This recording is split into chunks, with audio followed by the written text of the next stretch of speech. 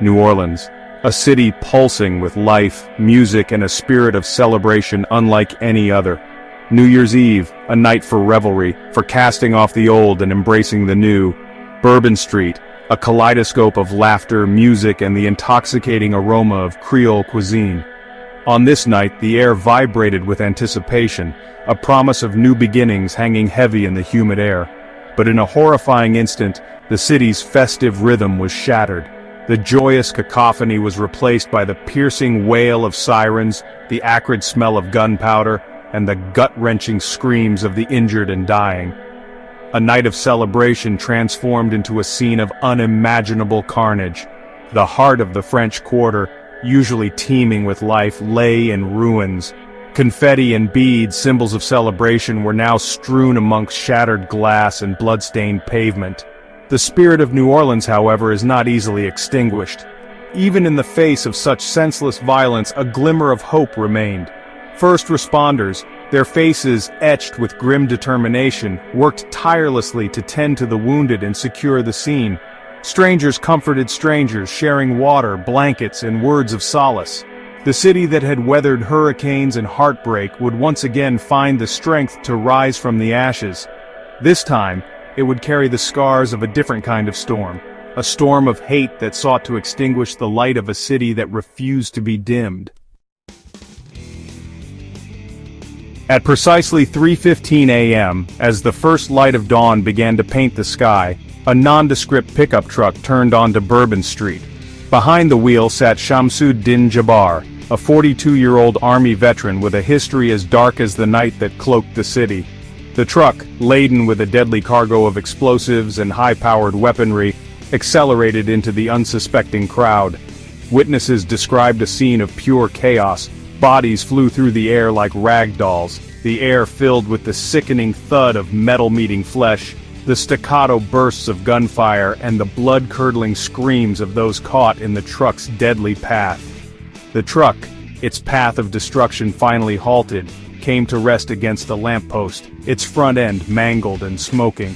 Jabbar, armed and dangerous, emerged from the wreckage, unleashing a hail of gunfire into the panicking crowd. Two police officers, responding to the initial reports of a hit-and-run, arrived on the scene within minutes. A fierce gun battle erupted, the air thick with the smell of cordite and fear.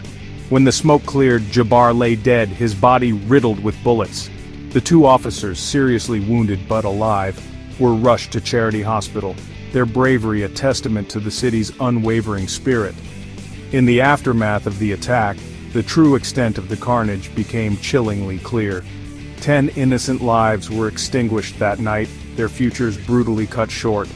35 others lay wounded, some with injuries so severe that they would forever bear the physical and emotional scars of that horrific night.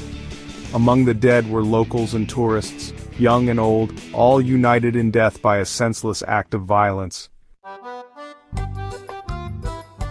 As the sun rose over New Orleans, casting a somber light on the city, the true cost of the tragedy began to unfold.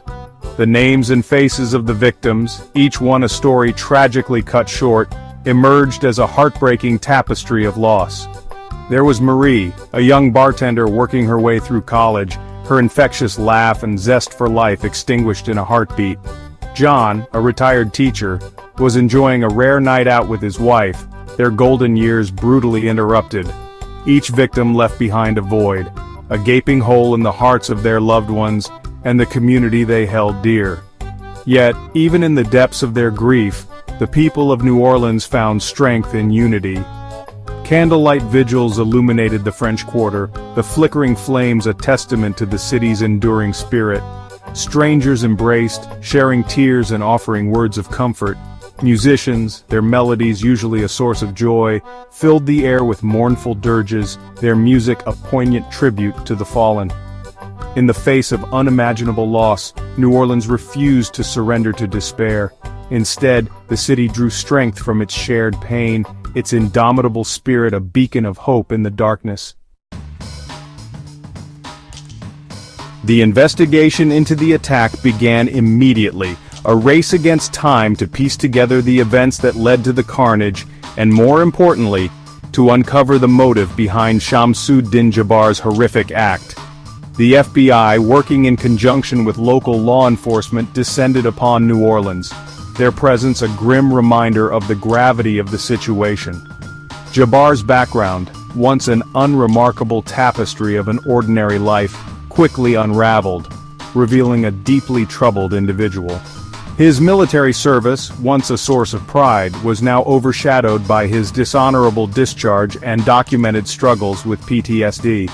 Neighbors described him as a recluse, a man increasingly consumed by paranoia and rage.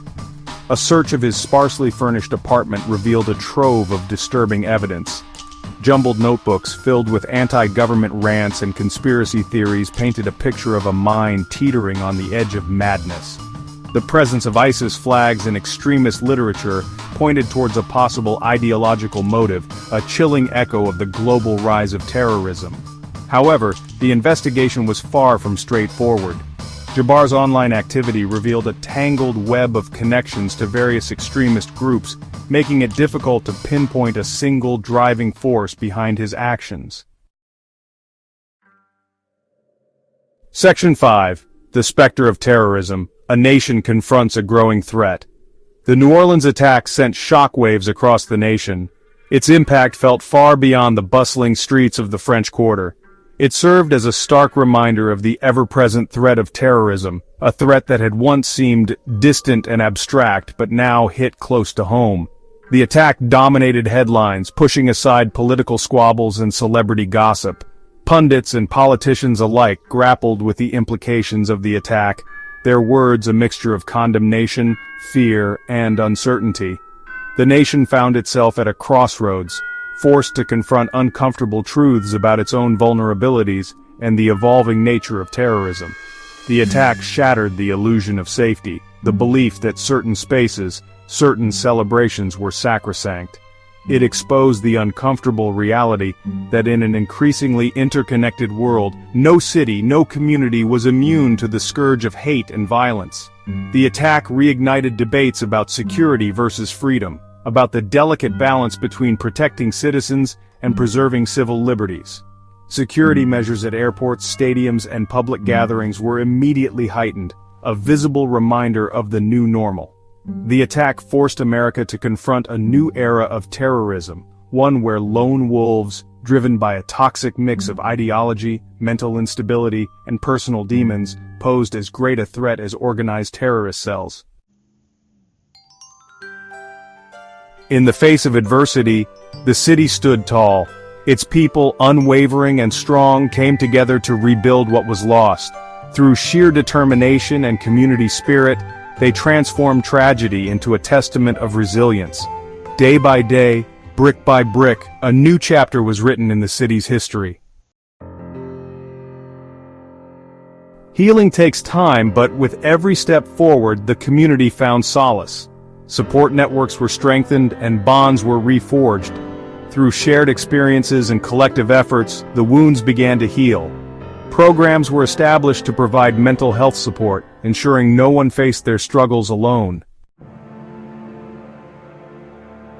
In a world that's constantly evolving, the need to protect public spaces has never been more crucial.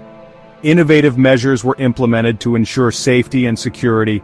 From advanced surveillance systems to community watch programs, every effort was made to safeguard these cherished areas. The goal was clear: to create environments where everyone could feel safe and welcome. As we look back, the lessons learned are invaluable.